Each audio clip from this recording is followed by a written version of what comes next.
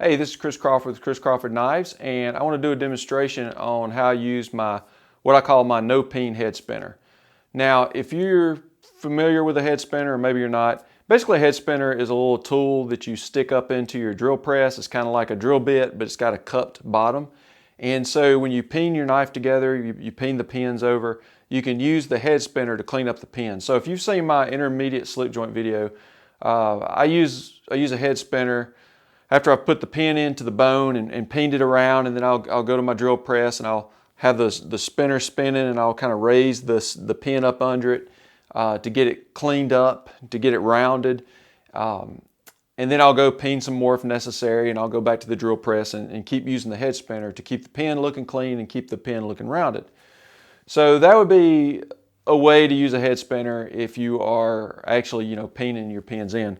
Well, I got this idea from Keith Johnson. He was doing a demonstration several years ago at Batson's Bladesmith Symposium, and he was doing a slip joint demonstration. He was talking about using these head spinners and not having to peen your pin together, not having to peen the pin, not having to peen the knife together. And so basically what you do is you have one in the bottom and you have one at the top of your drill press. And so you put your pin under it, you pull it down, and as it spins, the head spinner kind of creates the cup or creates the head of the pin, and you keep flipping your knife back and forth and doing that until your pin basically gets a head formed on each side and compresses in to into your handle.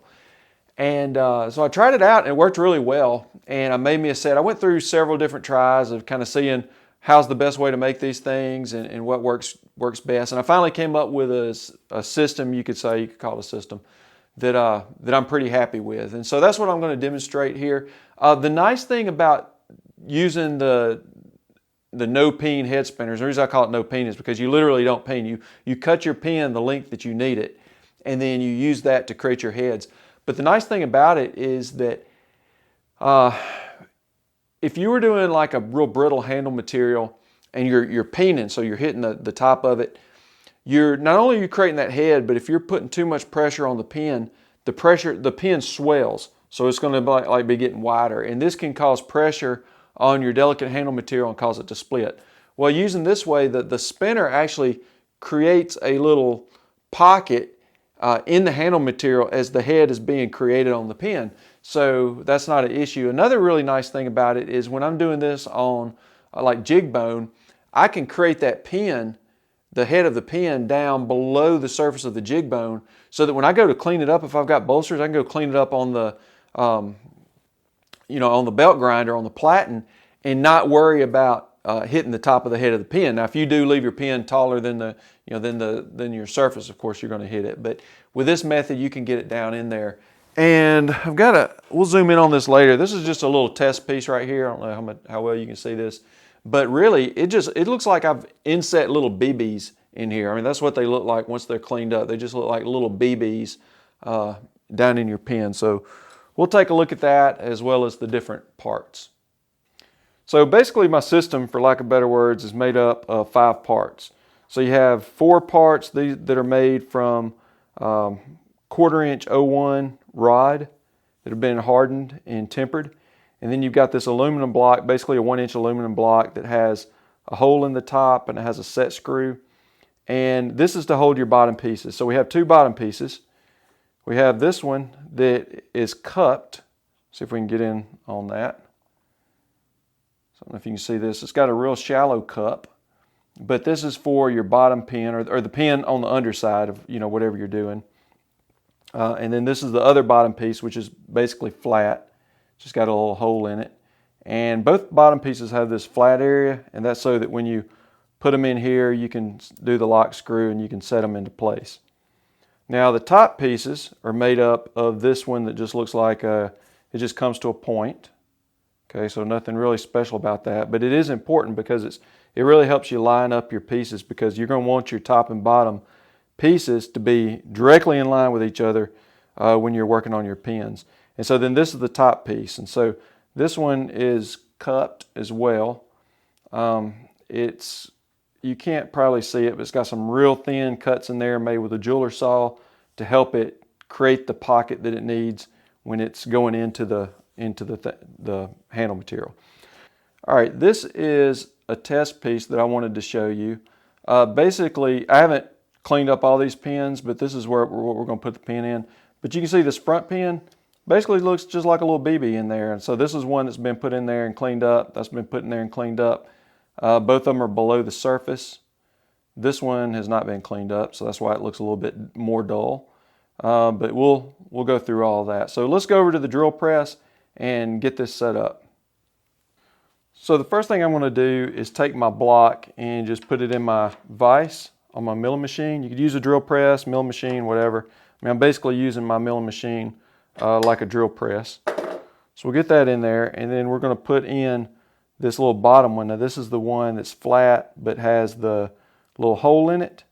And so we'll get that in there, and I'm going to tighten up my set screw. And I'm not real worried about it being real tight.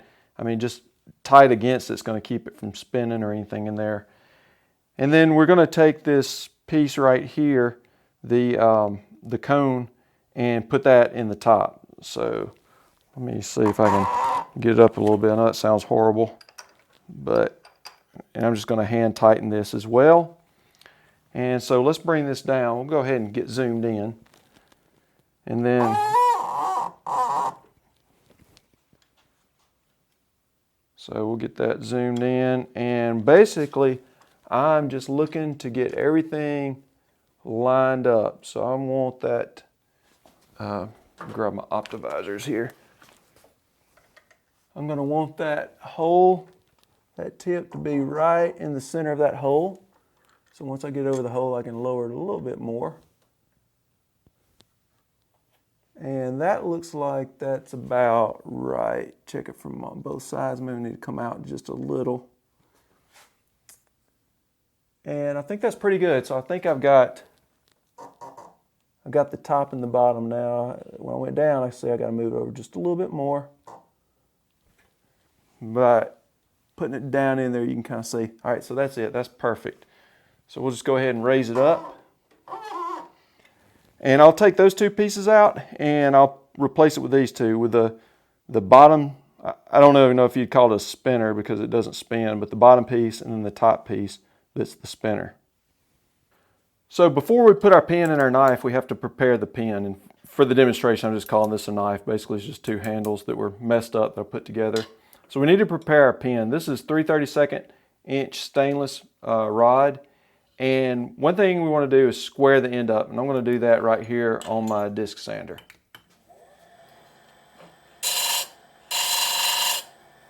Trying to get it too hot. Not that it probably matters, but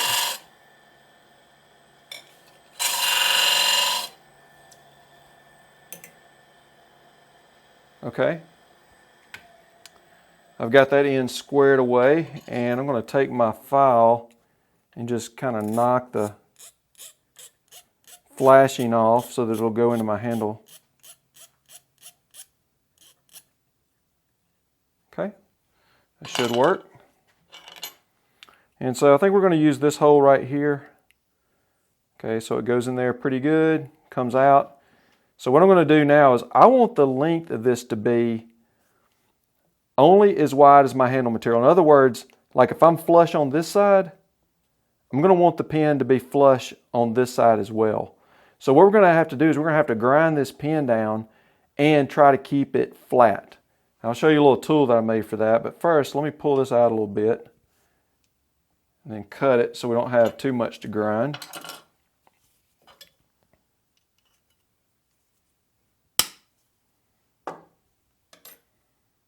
All right, now I'll go ahead and poke this out. Just going to use this little pick to push it back through. Now, I'm going to try to hold this close to the camera so you can see what this is. This is a little brass, this is a piece of brass, and I glued another piece of brass on top. After I ground a little area away right here, and then just ground a little area away right there. Now what this allows me to do is to use it to hold my pin down so that I can grind it so that this doesn't go flying. So let's see if we can get zoomed in on this area. Oh man, dropped my pen.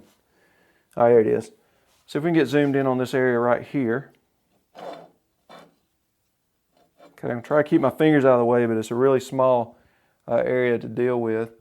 All right, so that's what I'm going to take this, and I'm just going to let that pin fall into this slot right here. And I'm using this to hold the pin down and grind it, basically going in like that and then coming off. And, you know, going in like that and coming off. And the pin's going to get hot, so when I go to pick it up, I'll pick it up with pliers and I'll dump it in my water. So let's just see if we can get this going. Have my pickup against there, it wasn't good.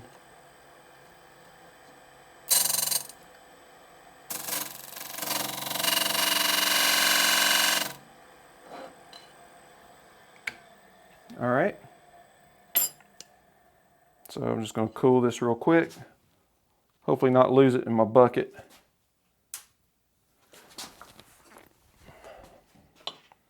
All right. So maybe hard to see, but there it is. Knock the flashing off this side.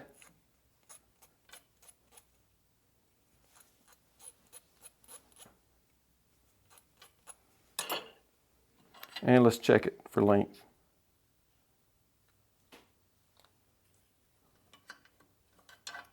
All right. Now when I come in there, if I make it flush on this side, then it is a little high on this side over here. So I'm going to go back to the grinder and keep working this until I'm basically flush on both sides. All right, we're back over at the drill press and we're ready to set this pin. As dark because of the heat, you can't really see it, but there it is right there on that side. Where is it? There it is on this side. And so the first thing we're going to want to do is, you know what? I should have not put that bottom one in yet. Actually, we want to keep that flat one in for now. So we'll put that back in. So the first thing I'm going to do is I'm going to take my little pick and I'm going to push that pin out a little bit. I don't want to push it out all the way, but push it out enough where I can be sure that I get it lined up directly under that head. Now when I bring this spinner down, it's going to push my pin down in there, but that's okay. What I'm wanting to do basically is push my pin back into place and cut a little pocket around the pin. And then as I push down, as the flat part of the pin's on here, this top's going to start rounding it over. At that point, after that, I can switch out this bottom one and basically do the same at the top. So we'll go ahead and take a look at this. I'm not going to put any oil on this to start with, but we're just going to get this thing spinning. And I'm down here with my optivisors, so get this lined up and go for it.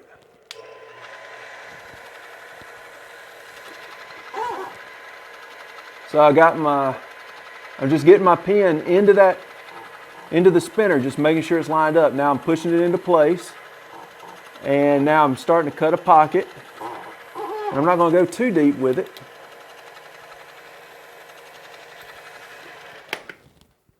But you can see there, maybe if I can get it zoomed in a little bit, you can see where I've started creating that pocket and how the corners have been knocked off of the pin right there.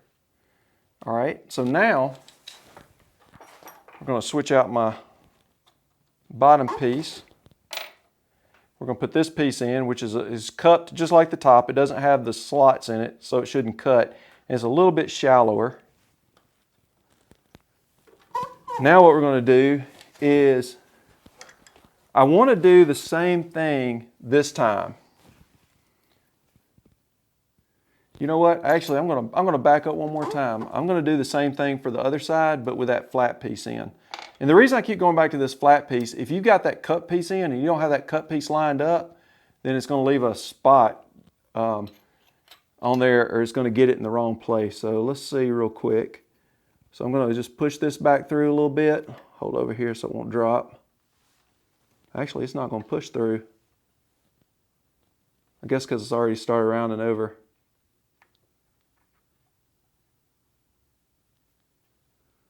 Let me see. I like to get through there a little bit.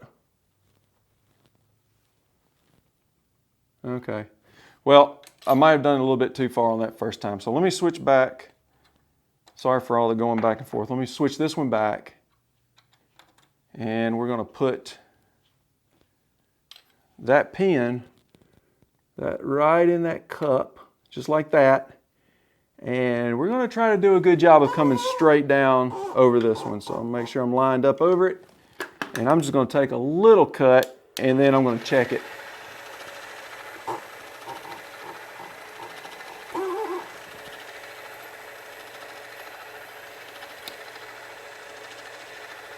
Okay, you can tell I was a little bit off my pin, I believe.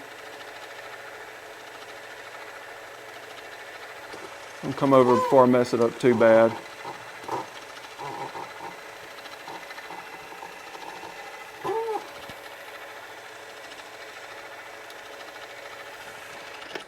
All right, you can see there now, that's pretty good. You already see it starting to round it. So now I'm basically just going to keep doing this on both sides, going back and forth. So I'm going to put a little oil on there to help it cut. Get that lined up. And before I start, I'm going to go ahead and get this lined up. Make sure I'm over my pin. Back off pressure just a little bit. Turn it on. Yeah, you don't want to let go of it. All right, get this lined up.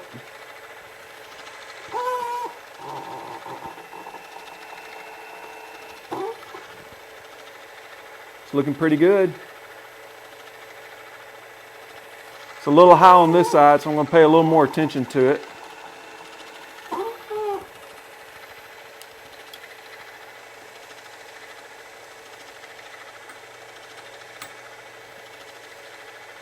All right, we'll do it a couple more times.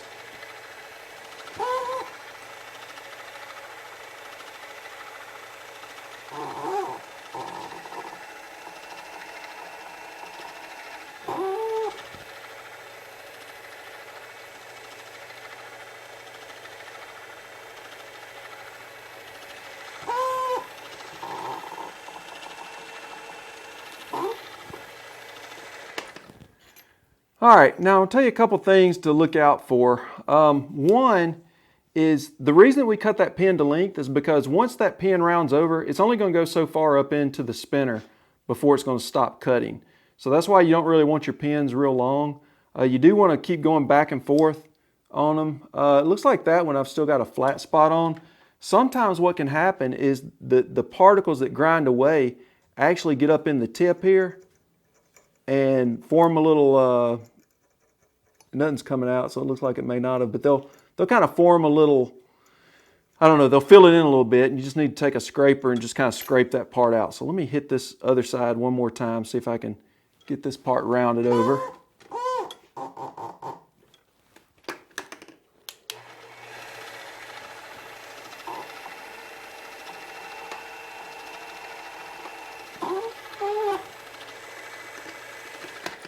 Now, believe it or not, doing this will really press these pins into place. In fact, I was using this method on a lock back, and it was not a good idea because I compressed that lock bar so tight that it would not pivot. So you're going to want to do this on something that is not going to be moving, like the spring. I think that's pretty good for right now. What we'll do is, that one might need a little more work, but we'll leave it for now. I think I'm going to go next to show you how I clean these pins up. All right, I've got my handle, or my simulated handle, in my vise, and I'm ready to polish this pin. So the spinner does a pretty good job. Now, if you were looking at this under Optivisor, under light, you would see some little rotation, some rings in there. So it doesn't polish it perfectly smooth. You know, maybe if I had one that didn't have the little slots cut in it, maybe it would be, be more smooth. But this is not difficult to clean up. The way I clean these up is I use these polishing pins. And I think I got these from, what is that company? Rio Grande Jewelry Company or something like that. And basically these just go into your Dremel or your shaft tool. And I've got one in there already. You can unscrew it and you can change the tips out. Okay, so I've got a brown in there right now. I like to have my tips fairly short. And so the order of hardness goes brown, blue, gray, red, and then green. And so we're going to progress from the harder to the softer. Now, one thing that you're going to want to do is, make sure that you're square off there, because you're going to actually want it to create a cup as we're coming down on it like this. And so it's going to be kind of difficult to try to keep my hand out of the way, and it's probably going to try to walk on me. But we'll just see what we can do here. Let's get zoomed in on that just a little bit, and then we'll turn our Dremel tool on. All right, let me get this thing on. I've got a shaft attachment on a Dremel, old Dremel.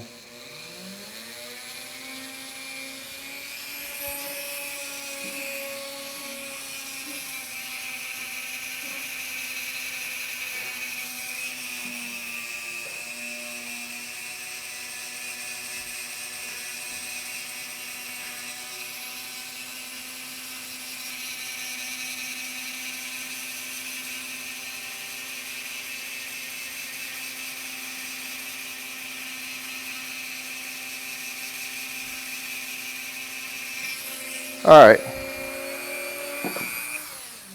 so I was having a little trouble getting it started there because it was wanting to walk on me. Of course, these harder ones are going to want to walk more, but the idea is once you kind of get a pocket cut in there, it will settle down a little bit, but once you get a pocket cut in there, then that pocket will kind of ride on the top of your pin, and you can just kind of go around like this right here and get it cleaned up. One thing that's really hindering me is trying not to block out the camera. So I'm going to turn the camera off. I hate to do this, but I'm going to turn the camera off, and so I can get just really right over this thing. And I'm going to go through all 5 of my grits, and then we'll pick back up when it's polished up. All right, so after just a few minutes, I was able to get this pin here cleaned up. This is the one, I don't know if I was working on that other one earlier, but this is the one that we did. Let me get this out of the vise and get it a little closer. So we'll see if we can get zoomed in on this pin. You can see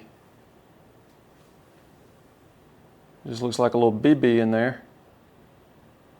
So there you go. That's how I use my no peen head spinners. To put together like a slip joint or something. If I'm using bone handle and I want to get those little pins down in there and round it over. Now, if I'm using something like my Micarta or G10, I'm just going to peen the pins together and just grind it all flush. But if I'm using a textured handle material, then and I want those pins to have a texture to them and to shine. That's the way I'm going to use it. If you want to make these, they're not hard to make. I just got some 1/4 inch 01 rod from, I think I got it from Fastenal. I'm pretty sure they had it in stock. We have a Fastenal pretty close here. I think I just walked in and bought it. You can put the pieces in your drill press, in your hand drill, battery drill, and hold them up to the to your belt grinder to taper them and do that kind of stuff. The one thing that you will probably need is like a Dremel cupping, a little Dremel burr. I forget exactly what it's called, but they have 2 sizes. I have a smaller one that I've used to try to make a 1/16 inch pin spinner. But I don't spin 1/16 pins anymore. I just use nails like Luke Swinson does in his video. So I didn't even fool with that one, but I use the bigger burr to create your pocket, or your kind of concave area in your spinner. If you don't want to fool with that, I'll be selling these as a kit, which will come with the 4 pieces and also the little block, the aluminum block with the set screw in there. So if you want to buy them, you can contact me and I'll make you a set. If not, like I say, they're pretty easy to make. So anyway, I hope this video was informative and hope it helps. Thanks.